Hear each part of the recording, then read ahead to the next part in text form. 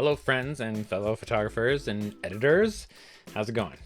Welcome to Mastin Labs Photo Editing Deep Dive, where we take a look into one, sometimes more than one specific editing technique or style. We play with them, we experiment, not really to tell you the right or wrong way to do something, but to look at a potential way to look at your photos, to edit your photos, especially if there's something that you're struggling with in particular. We're here to help.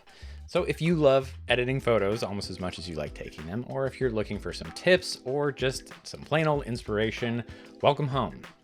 This is where you belong, and I am so happy that you are here.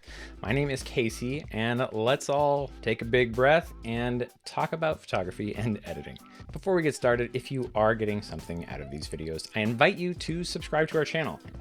There should be a little button down there. Just go ahead, give it a click and subscribe. It's a fantastic way to support us, as well as helps us make better content. Huge thanks already to all the people who do subscribe. Thank you, we love you. And to the people who have yet to subscribe, we love you too. Let's go ahead and get started. Today we're going to be talking about the infamous harsh light. We're going to talk about some editing techniques that will help you out of this scenario and potentially give you a way to solve this problem. It can be really challenging. So here's the images we're going to be editing today. We're going to go ahead and we'll start with this one. Now, for most of these, I'm going to be using our Cinema Everyday. Cinema Everyday has a specific preset in mind that is just awesome in really harsh lighting situations. I also really love the color palette that it gives. But there is Cinema 50 has a really nice fade, and let's go ahead and we'll step into our three-step workflow. If you're unfamiliar with our three-step workflow, I'll put a link in the description so you can check out another video where we talk specifically about the three-step workflow. But essentially it is to apply the look, adjust exposure, and correct white balance. And we do that just to make sure you apply the look, and that just helps you with your consistency of the color in your image. And then you only have to go to your exposure or your temperature hopefully once in order to dial in your look. So we'll go ahead on this first image. I'm going to click Cinema 50. You can see it has applied the look. Now, right out of the gates, you can see that we're getting a little bit of contrast retention. I'm specifically looking right here, and you can see that that is coming back. So the first tip is to sort of know your look, know what you're after. Cinema 50 has a little bit of a wider latitude when it comes to shadows and highlights. So I know that by using this, and especially in a high contrast environment, I'm going to be protected to a degree. So our next step to adjust exposure, I'm going to bring this down a little bit, not to the point where they feel like they're underexposed, but just to a place where it feels balanced, where there is balance among all of the elements in the photo. Now that I've done that, I'm going to move over to correcting white balance. So I'm going to go ahead and I will just push in some warmth. For the most part, you know, it's a cooler, certainly Cinema 50 is a cooler preset. So pushing in a little bit of warmth to have it have a more natural feel is great. So there you go. There's 1, 2, and 3. That's how we got here. So I'm going to go, here's our before and after. Again, you're seeing a lot more of this detail come in. There's our after, before and after. And yeah, amazing job. We do have a few other tools. We'll go ahead, we'll talk about more of those and other ways to combat that high contrast and harsh light. Let's move on to our next photo. Okay, so first thing I'm going to do is I'm just going to straighten this out, and I'll do a little recrop here just so that it fits a little bit better with the rule of thirds. I'll get rid of that log in the background. Not sure. Okay, there we go. So on this edit, I think I'm going to use Cinema 50 again. Yeah, and I mean, again, I love how this looks. It cools off a lot of those harsh tones. You can see in the highlights on her skin, there's a little bit of sort of like a pink magenta, just very dreamy. But yeah, I mean, one click and that looks pretty amazing right away. I'm seeing a little bit of a lift in the shadows, but we're still getting that nice micro contrast that's so beautiful. Okay, so the next step, we've applied a look. I'm gonna, again, adjust our exposure. Whoa, I went high, I didn't mean to do that. I'm gonna, let's see. I'm gonna pull it down, not too much, because again, it was pretty good out of the gates. Maybe I'll add a little bit of magenta. With the tint slider, it's always good to be gentle. With tint, a little goes a long way. And now I will look at the temp slider. I think, honestly, I'm probably gonna cool it off. I really like the cool look that Cinema 50 brings. So I'm just gonna kind of lean into it and cool this off a little bit. I mean, it looks like they're laying on some pretty neutral sand. Yeah, I don't know. That looks awesome. Let's just do a quick before and after. I mean, again, bing, bang, boom. We've only done 3 things to this photo and it looks amazing. If I did want to dial this back one more time, what I could do is go to our tone profile section. So our tone profiles are essentially contrast control tools. They were built based off of tools that existed on the Fuji Frontier film scanner. With these tone profiles, the hard profiles will increase contrast. So if I were to do all hard, highlight hard, or shadow hard, in each of those areas, all hard gives contrast to both the shadows and the highlights, and then you can sort of pick your poison between the highlights and the shadows if you'd rather have that. All soft is the opposite. It is retaining data, it's pulling back data. So I'll go ahead, I'm gonna apply all soft again. We're just here to pull back, and there you go. Okay, in order to see a quick just sort of before and after, I'm gonna go up to our preset slider up here, and I'm gonna pull this back to 0. And you can see, so at 0, this is essentially nothing has been applied. If I hit Command Z, I can undo that amount, and you can see it sort of going back and forth.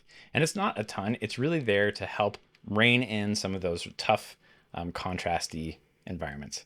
But I can go back and forth, maybe you'll see a little bit more clearly. So here is at 0, and then as I come up, you can see that some of that detail is just being softened, which is really great and looks wonderful. Now say I did want to just do at 100, I felt like this was enough. I can go into one of these tools. I can go to Shadow Soft, and I'm like, oh, I want to pull up our shadows a little bit extra, and I can do that. And I know that the highlights are still at 100. If I go back here, go to my highlights, I can pull those up or change whatever if I want that tool to be a little bit more impactful.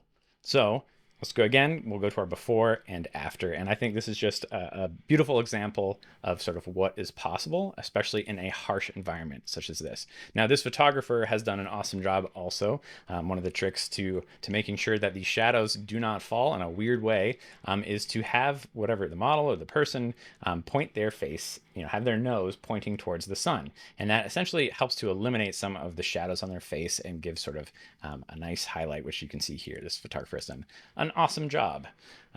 Okay, let's go ahead. We will move on to our next photo. So here's another one where you can see the sun is coming directly into this person's eyes. That must be challenging, but there's a little bit of a sort of a Rembrandt lighting situation. You can see this triangle right under the eyes that usually denotes the Rembrandt lighting. And for something like this, we're going to use a new tool called Strobe Soften.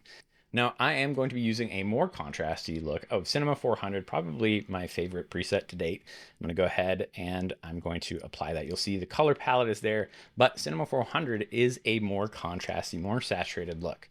Now, again, I can go through all those steps. I can do all soft, and I can help to bring up a lot of that detail. You'll see there I'm doing this. But in this photo, at least at 200, which I usually never go to anyway, it feels a little bit too much like HDR. So I don't really want that. I just want that natural look of Cinema 400.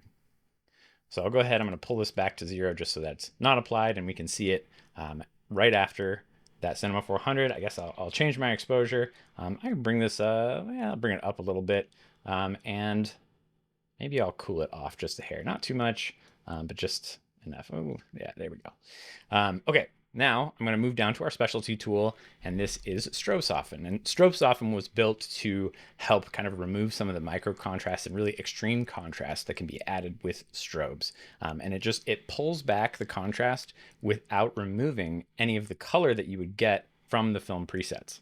So, okay, we'll go ahead. I'm going to click Strobe Soften, and you can see immediately, like those colors are still there, but it is so much softer. I'm getting so much detail in their skin. I'm getting, just awesome.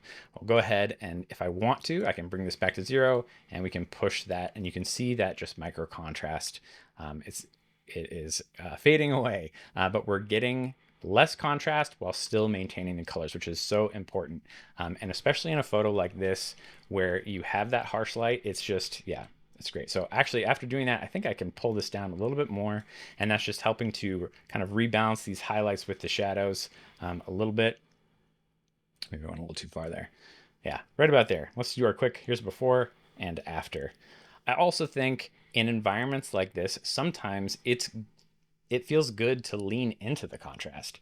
And I think that this is a photo that would work well for that. If I was going to do a second edit and dealing with this contrast specifically, I might go extra hard here. And I would do all hard. And let's see, I'll just crank it up and we'll see how this looks.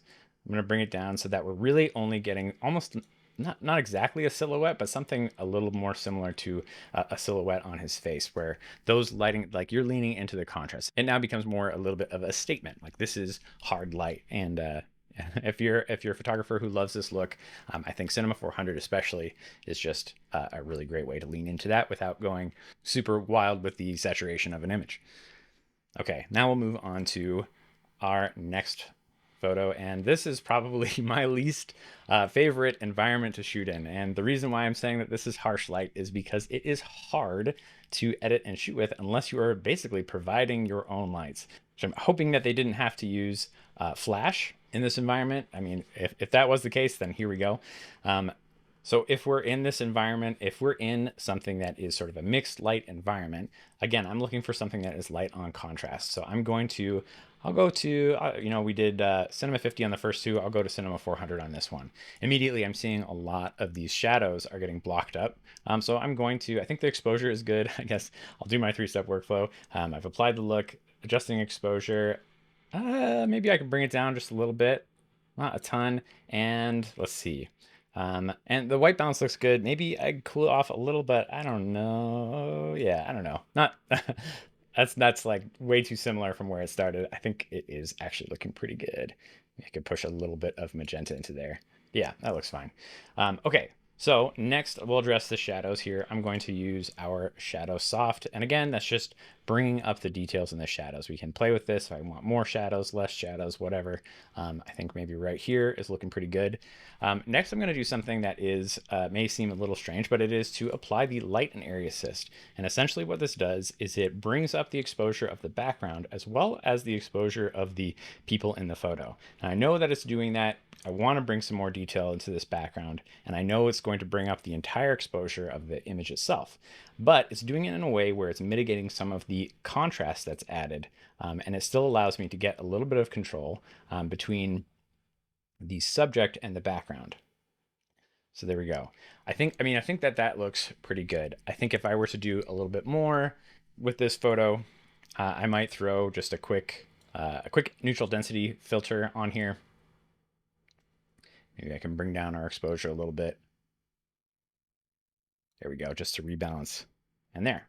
Okay, let's take a quick look at our before and after. And I mean, look at their hats. We get so much more detail. Just this, each one of these people feels like they are exposed properly. And in a harsh environment like this, it can be really challenging to do that. Especially sometimes there's mixed light, and that has its own color challenges. But this actually looks pretty good. Okay. Move on to our last image, and with this image, I'm going to, well, let's take a look. Let's talk about this image before we get started. The background is blown out, and it looks like there's just a ton of information that is just absolutely lost in this. One quick way that you can check to see if information is lost is to, before editing, grab your exposure slider and drag it all the way down.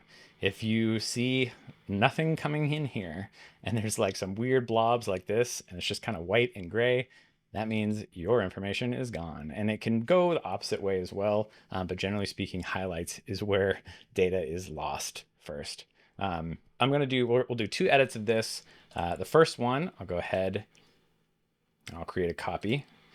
Our first one we'll do in color. I'm going to do Cinema 400 again. I love that. Actually, let's do Cinema 50. I think that'll look nice here. We'll add a little bit back of that warmth back into this image. There. And I'm going to use our sky save tool. So this is going to apply a gradient. And while I know that there's no data here, it will apply a very slight gradient to the sky. And it'll just sort of give the viewer almost like a fake sense of there being a sky. I'm going to add a little bit more magenta in here as well. Just add a little bit more warmth into this. So there you go. Our sky save, I had dialed back pretty far. If you go too far, again, we're going to get weird gray stuff. So it's just sort of, I'm being gentle with it, but there you go. There's a quick color. So there's before and after, and I'm actually seeing what looks like haloing on his hair. So I'm going to pull back even a little bit more, and that looks pretty good. One thing I might do is to add shadow hard into this. And so let's see, if I pull here, and again, I'm just trying to add a little bit more of that contrast into the low end. So it feels a little bit more well-rounded. Okay, now for the final trick, and I'm going to be editing this with Cinema XX, our black and white preset, because sometimes if you lose data, if you have a shot that is blown out, like switch it to black and white. The sky is always going to look white anyway, unless there's cloud definition. So having it be black and white, the viewer will not know. I know I have done this on occasion in family or engagement shoots when I have shot something and I have blown out the sky and I'm like, what am I supposed to do? Well, a preset like this, especially Cinema XX, that has a little bit of faded highlights, I think can do a great job in this environment. So I've applied the look, I've adjusted exposure, don't need to worry about white balance because it's black and white.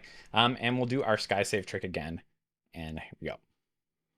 So with this, I mean, because the colors aren't changing as much, we're not seeing as much haloing. And in fact, that gradient from the top of the image comes down and looks as if the sky was visible behind them. But yeah, there we go. Here's our before and after, of course, very different because it's black and white. But yeah, those are the tricks that I would use, especially when working and editing photos in harsh light. Thank you guys again so much for joining us. If you do have any questions, feel free to leave those in the comments below. I'll do my best to respond to you and help you out. You can also email us at support@mastinlabs.com or reach us directly at m.me/mastinlabs. Until next time, have a great day and happy editing.